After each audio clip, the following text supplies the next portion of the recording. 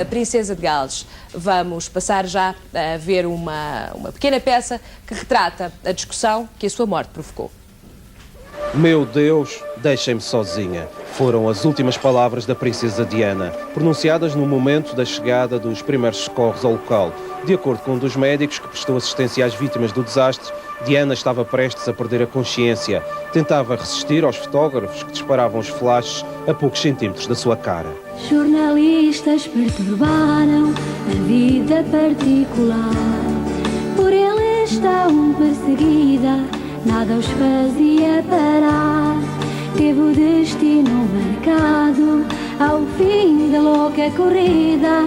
Fugindo dos paparazzi, Diana perdeu a vida. Acha que foram pessoas como eu que mataram a Princesa Diana? Acho que não. Haviam de ser outros. Da alta. Da alta. O que é que isso quer dizer? Quer dizer que é dos grandes. Dos grandes.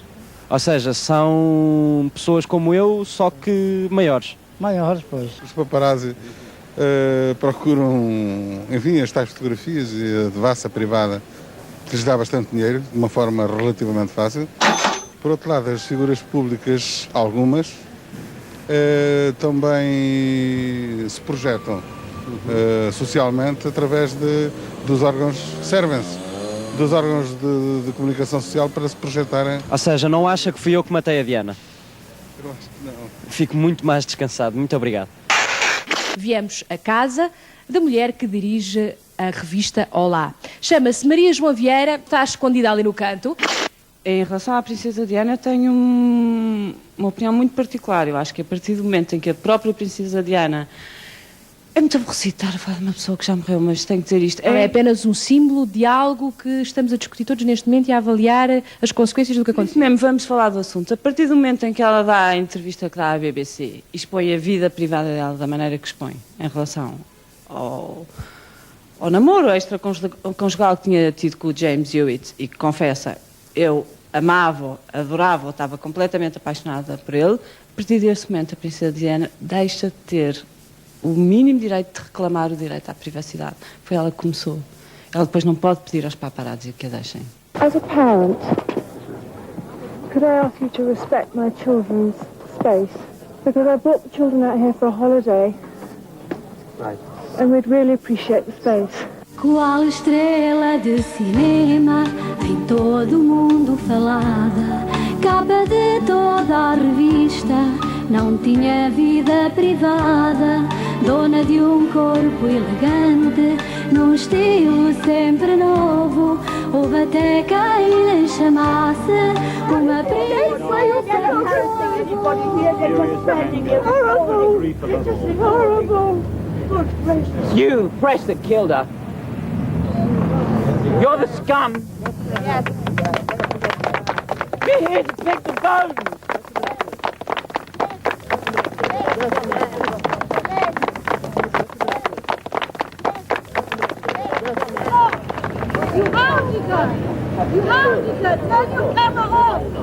Acha que foram eles os responsáveis pela morte da senhora?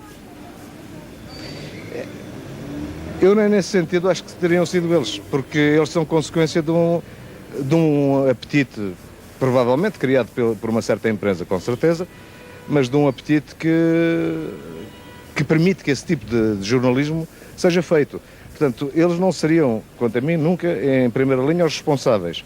Responsáveis seria, sim, quem encomenda e quem consome esse tipo de jornalismo e esse tipo de informação. If they're really mad at the paparazzi, don't buy the tabloids. Just don't buy them.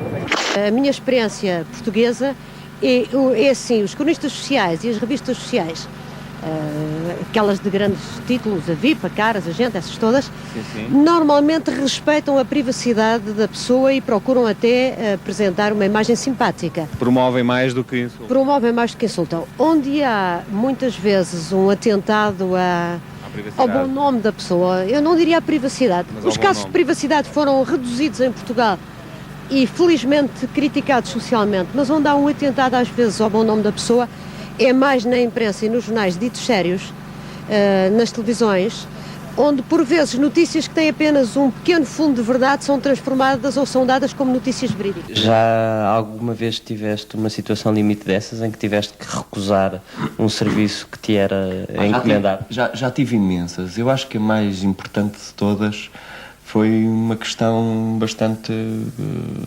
objetiva, não é? Foi muito... Eu não faria isso a ninguém, nem gostaria que me fizessem isso nunca. Qual foi essa situação? Opa, aqui há uns tempos houve aí umas chatices com a Leonor Beleza, que ela era Ministra da Saúde e ela andou implicada nos negócios muito esquisitos. Opa, eu acho que há maneiras de resolver esses problemas todos, inclusive de os denunciar publicamente. Porcaria toda a gente tem e toda a gente a faz. Daí até se chegar ao detalhe de irmos para a porta do prédio onde mora a Leonor Beleza, despejarmos o caixote do lixo dela e fotografarmos o lixo que a senhora que sai de lá de casa, quer dizer, a mim no mínimo mete-me nojo e não me interessa nada, por isso eu recusei-me a fazer essa espécie de trabalho. Eu acho que é um bocado, é preço por ter cão e preço por não ter, quer dizer, se não fossem perseguidos... Se calhar estavam um bocadinho mais tristes ainda. Sim, eu acho que sim. Se calhar culpavam a empresa de não os perseguir. Neste caso, culpou a empresa de os perseguir. E o que é que fazia se nós fôssemos atrás de si até casa? E se fôssemos ver, nomeadamente, o que é que deita para o lixo? Eu acho que tem invasão de privacidade. E invasão de privacidade é punido por lei. Ou seja, você soltava os cães em cima de nós, chamava... O gato, talvez, os cães. O gato. Muito obrigado. O que nós sabemos do Nuno Graciano? Sabemos que é um jovem que dava nas vistas, no programa que era os Doutores e Engenheiros, não era? Certo. Depois se tornou um notável porque apareceu nas revistas ao lado de uma bela rapariga chamada Carla Caldeira e aí começou... exatamente. Não aí lembro, temos que passar por aí, não? Temos que passar por aí. Pronto, o que quiser. Porque assim... Vocês tornaram-se uma espécie de casal e a nossa reportagem tem muito a ver com esta ideia do que é o jet set, a intimidade, a privacidade de uns e de outros. E vocês nunca se importaram de falar um pouco da vossa privacidade. Vocês anunciavam os vossos projetos enquanto casal alegremente a toda a gente nas revistas. Como é que isso acontece? Sim, de alguma forma. Não, eu vou explicar, é fácil. Em relação, por exemplo, nós fizemos capa da Caras. Se a Caras nos convida para irmos para o Panamá 10 dias... E em troca dá-nos uma capa, quer dizer, diz, vamos fazer um trabalho e vão ter que dispor um bocadinho na revista. Eu não me importo nada de dispor um bocadinho e passar 10 dias de férias ao Panamá, isto não é forma nenhuma de venderes nada. Diga uma coisa, o que é que entende por paparazzi? Paparazzi são os gajos que andam aí a perseguir as princesas. Gajos que andam a perseguir as princesas, isso deviam ser príncipes encantados, não... Dá licença que eu atendo. Com certeza, com certeza. Oh, querida, moça, desculpa lá, eu pensava agora que era a Sofia. Toma aqui. Não, há um problema de identidade neste momento. O que é que são os paparazzi, sabes? É para eu responder esta pergunta. Diz lá, o que é que acha? Então, e para si, o que é que são os paparazzi?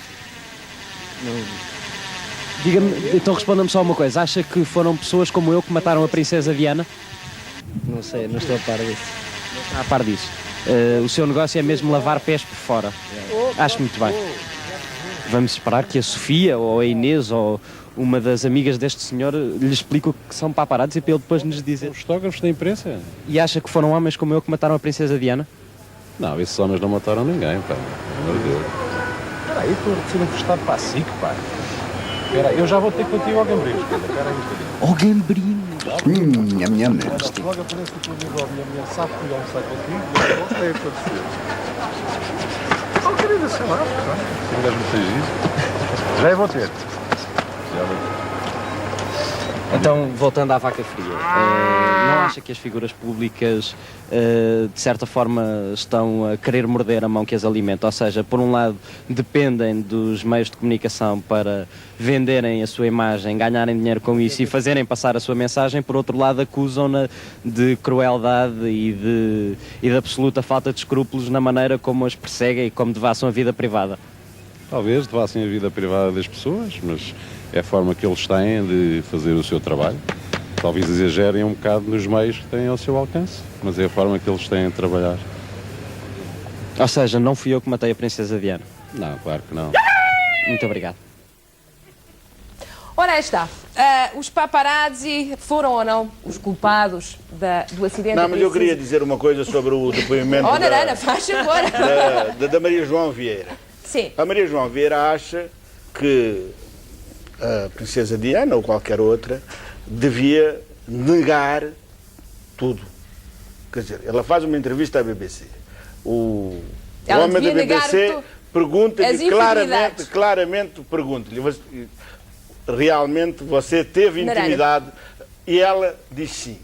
Quer dizer, desde o momento, se ela dissesse não, nego, como dizia o Jô Soares, não é? Se dissesse isso, ninguém teria direito à privacidade. A partir desse momento concorda com a posição da Maria João?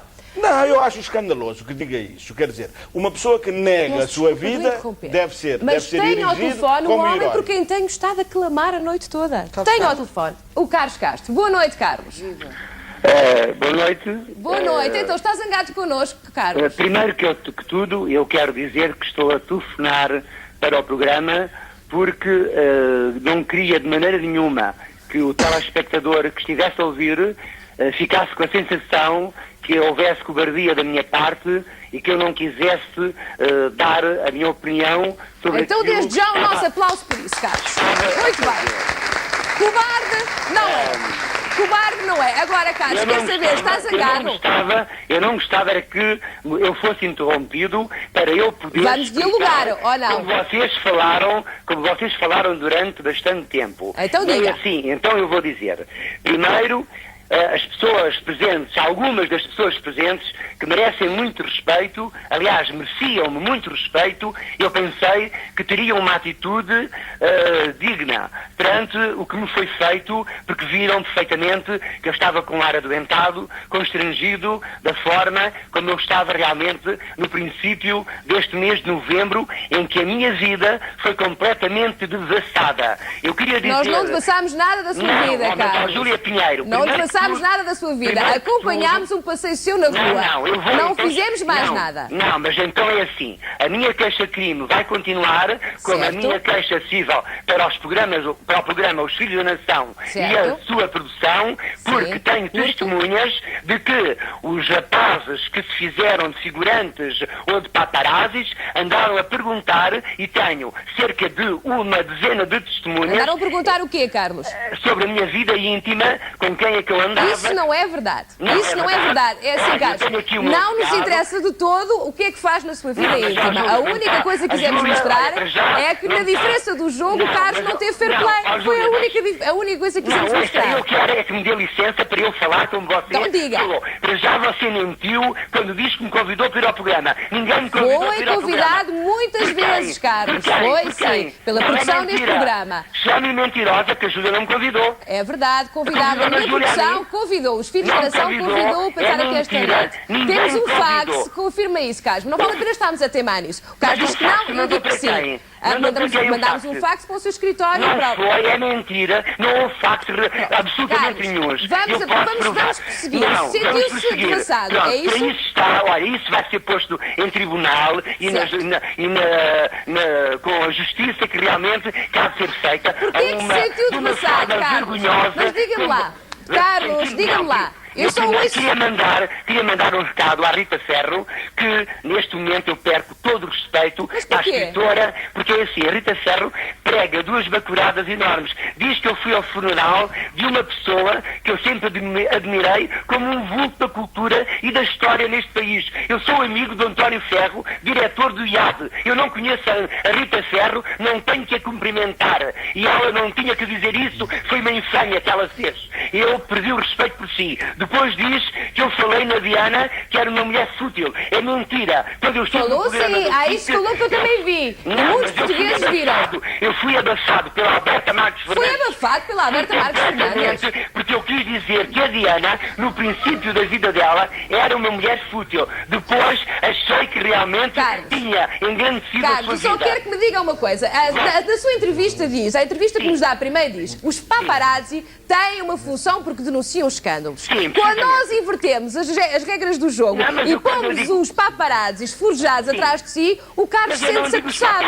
De violarem a vida privada não das violaram, pessoas. não, Carlos. Ninguém vai fazer perguntas sobre a sua vida privada, não. Eu quero dizer ao público presente ao senhor Narana Consoró, que foi político e que devia ter vergonha de estar sentado num programa em que me devassaram a minha vida. Ninguém fez nada à sua vida, Carlos, por amor de Deus. Eu chamo mentirosa com todas as letras. Tu chama o que quiser, mas não é verdade. Isso será provado.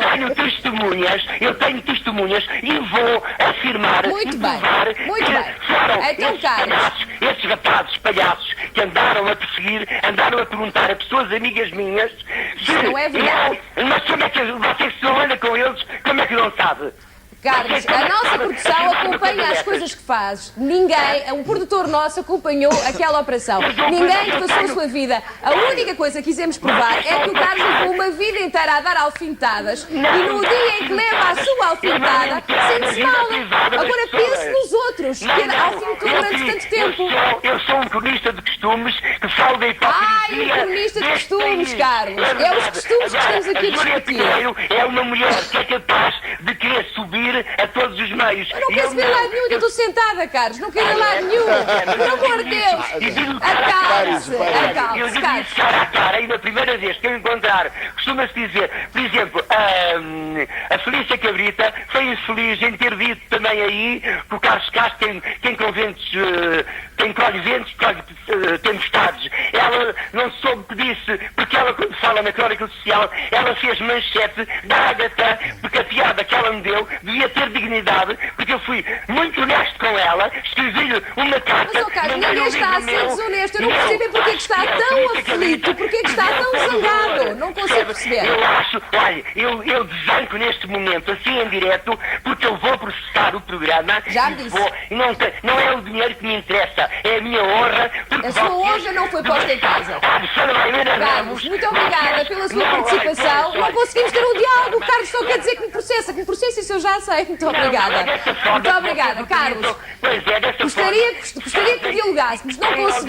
Não conseguimos. Vamos aqui voltar ao nosso diálogo em estúdio. Agradeço-lhe imenso a sua participação, mas não consigo conversar mais consigo, porque é uma torrente ininterrupta de palavras em que não há possibilidade de se trocar uma ideia. Não sei se algum dos presentes quer responder ao Carlos Castro. Eu, pela minha parte, acho que já falámos tudo, mas se quiserem falar com ele, alguém manda... Se alguém me levar ao tribunal, lá falarei.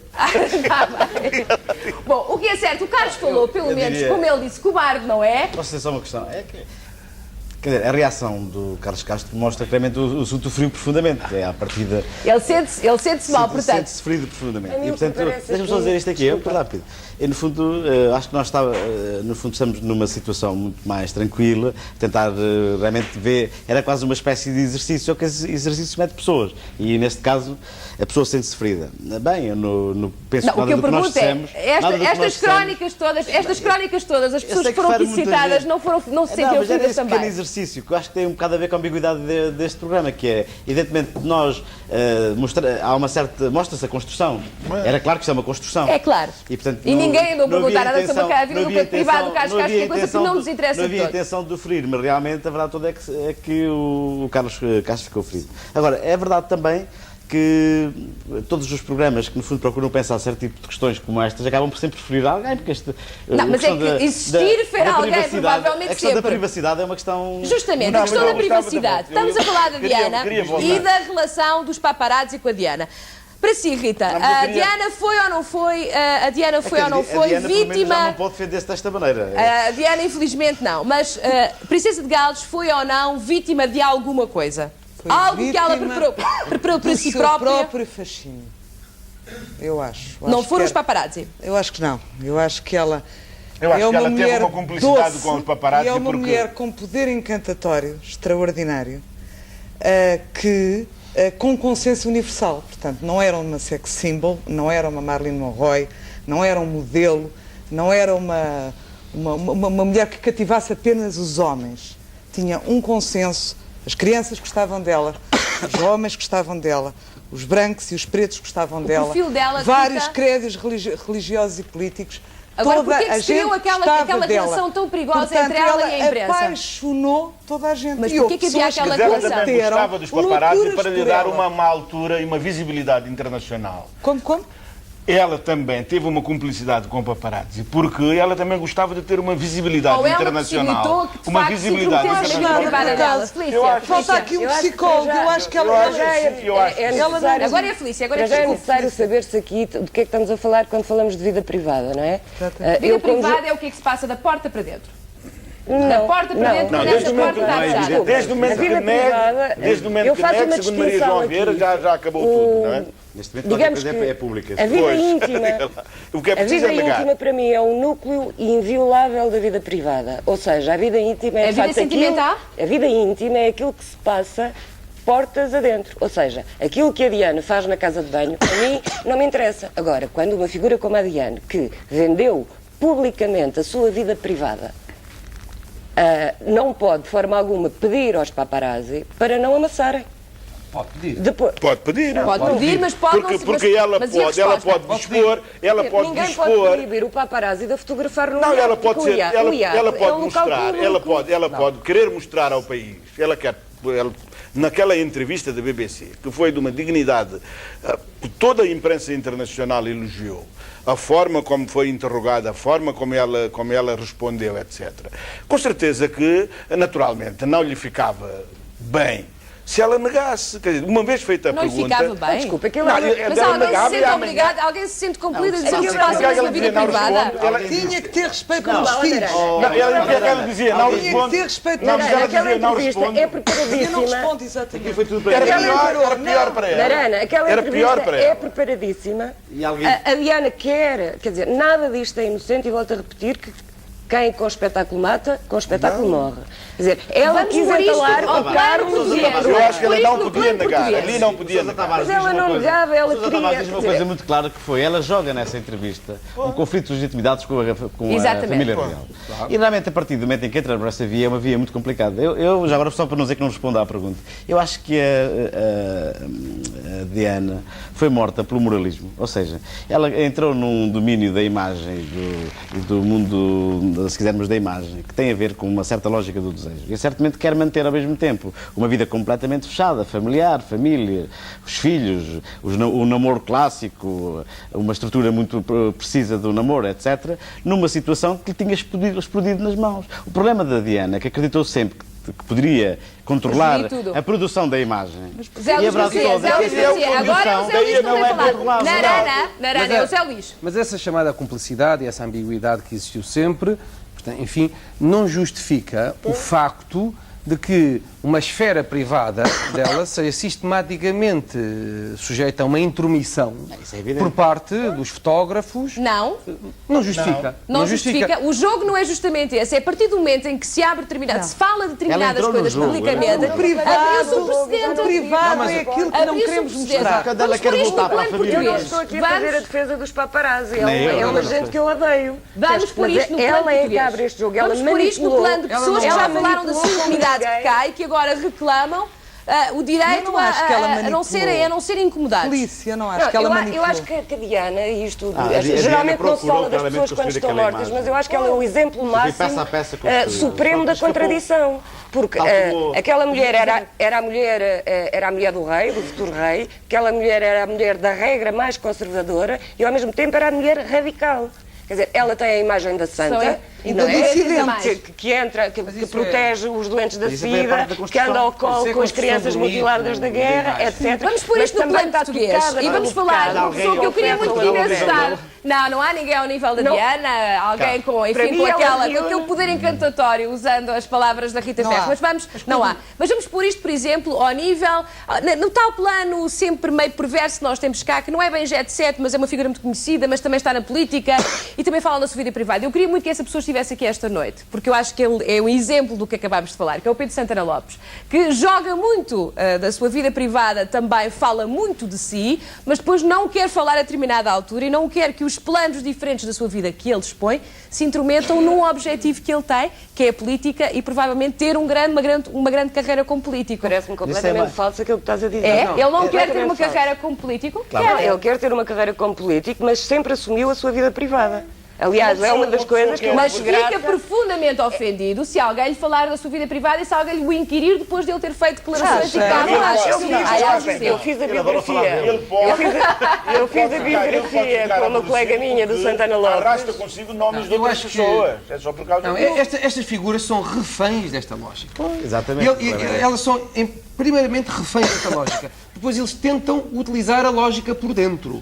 Mas mais tarde ou mais cedo... Isso leva à catástrofe. Exatamente, mais tarde ou mais cedo... Pedro Santana Lopes vai ganhar a Câmara da Figueira da Foz porque é um grande político ou porque é um homem com quem conhecemos tantas fragilidades e tem uma paixão mal resolvida com a Sinha Jardim? Não, o que é que não é? tem nada a ver. Não tem nada a ver? Porque Figueira é um nome feminino. Não, porque o Santana Lopes, justamente, tem carisma. E tem poder encantatório. Tem poder encantatório? Exatamente. Está ao nível da Diana. Onde é que pronto, salvaguardando as devidas proporções, está ao nível da Diana no mercado nacional. Ele sobrevive é como o gato sem sentido. Ele sobrevive. Vamos aos limites, mas eu dei-o como exemplo dos limites. Não é um bom exemplo. Eu acho que há um limite. Mas é um problema muito falado quando foi da revisão da Lei de Comunicação Social, etc. O que é intimidade, o que é o núcleo duro de personalidade de cada um, aquela de olhar pela fechadura. Quais são os limites? É aquela Quais são os limites? As crónicas, as caixas de sondagem de ser assinadas. Existem as que não são assinadas. Aquilo que se passa dentro de casa é a própria pessoa divulga. O que se passa dentro de casa é fechado. A não ser que a pessoa não tenha... Mas quando se abre, o privado vai fora de casa. Volta a fechar a porta. O privado, posso dizer aqui uma questão? O privado não se limita à casa. O privado tem a ver com todos os jatos. Tem a ver com todos os jatos. Nós não queremos que sejam públicos. Pronto, e se vem uma objetiva de longo alcance, é devassa. É uma devassa. A noção de que está em casa fechado, tem que estar fechado, é completamente falsa. O problema aqui é, neste momento, na situação que é a nossa, o definir o que é o público e o privado é um problema extremamente grave. E aí eu diria que tem a ver... Olha, nós temos aqui um caso de exemplo. Quando o Carlos Castro se defende que nem um gato, aí começamos a sentir um problema. Um gato assanhado, há um problema. Quando ela se defende, a frase que ela diz, deixem-me em paz, deixem-me em paz, é uma frase extremamente grave.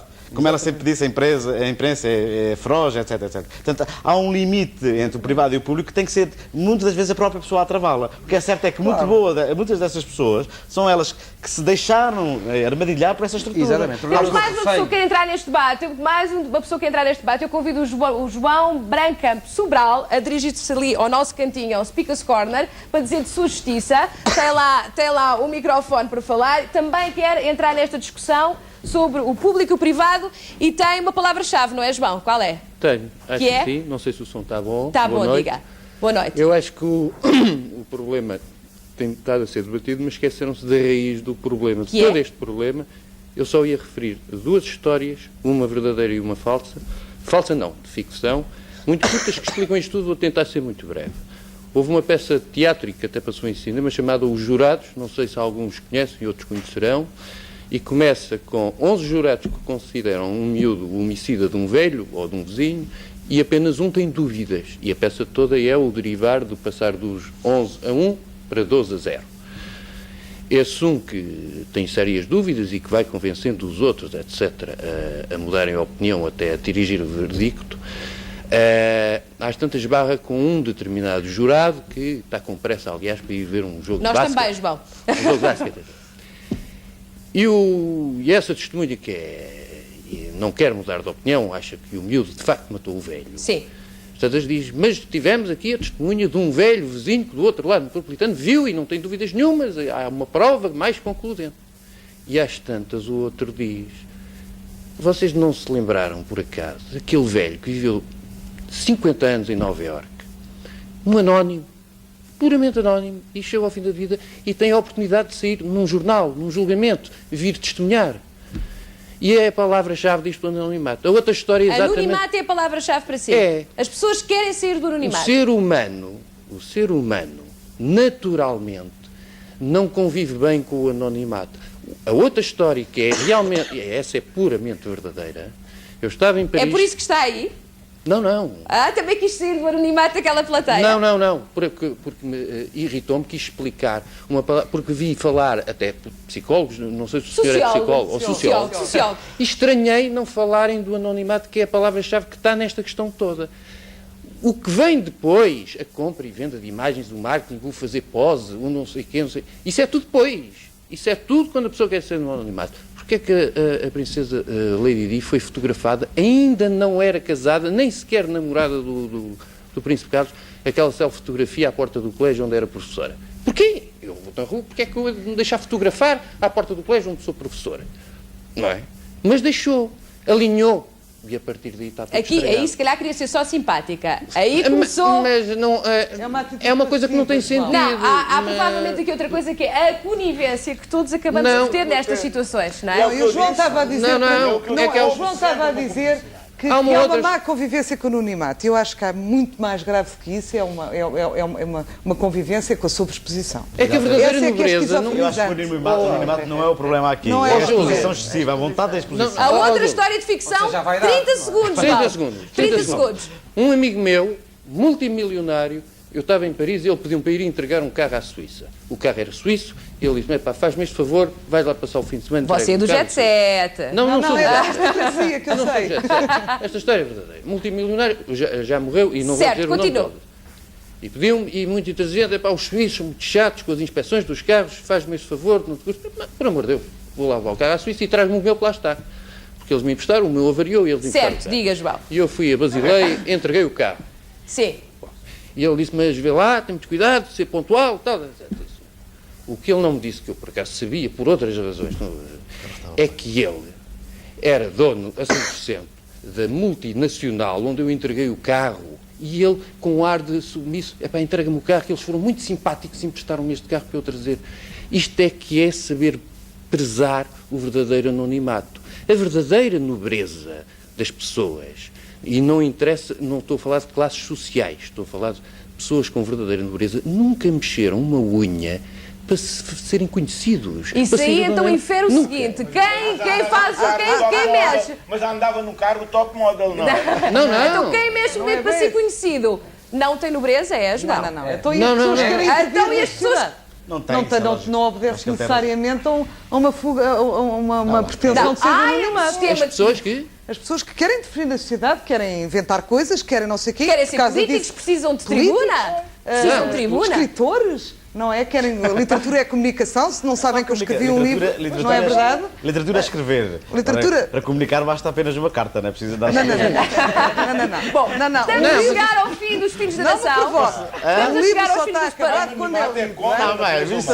anonimato é contra a natureza humana. Uma frase de Marana. Rita, a esquizofrenia da sobreexposição, não é? É a última ideia. Acho muito pior. Quando a sobreexposição atinge a intimidade e isso fere a pessoa, isso é devassa da vida privada.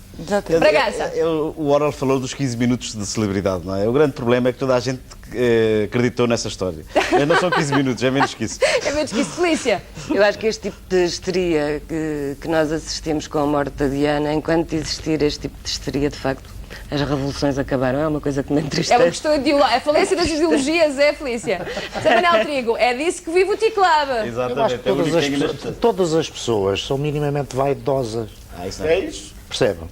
Até o mais humilde dos humildes. Se você puser uma câmara de televisão no bairro da Lata, eles querem aparecer. E não é só todas as pessoas. Shakespeare dizia, all is vanity. Tudo é vaidade. Pelos imigrantes. E é com esta frase do sempre talentoso Shakespeare que nós terminamos os Filhos da Nação, regressando na próxima semana para mais uma provocação. Boa noite e até lá.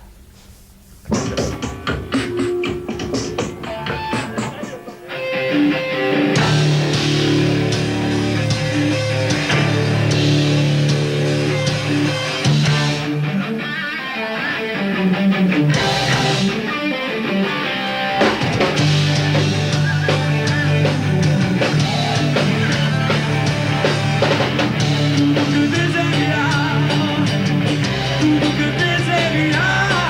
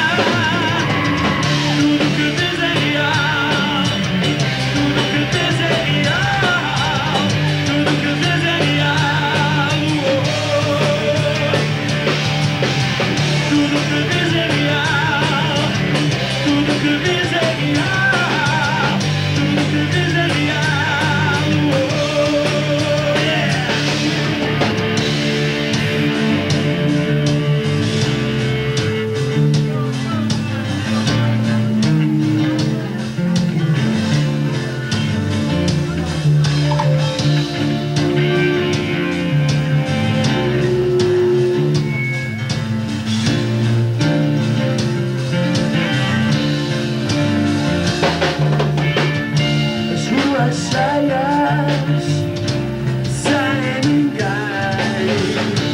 para sem falhas e tu também. Eu não preciso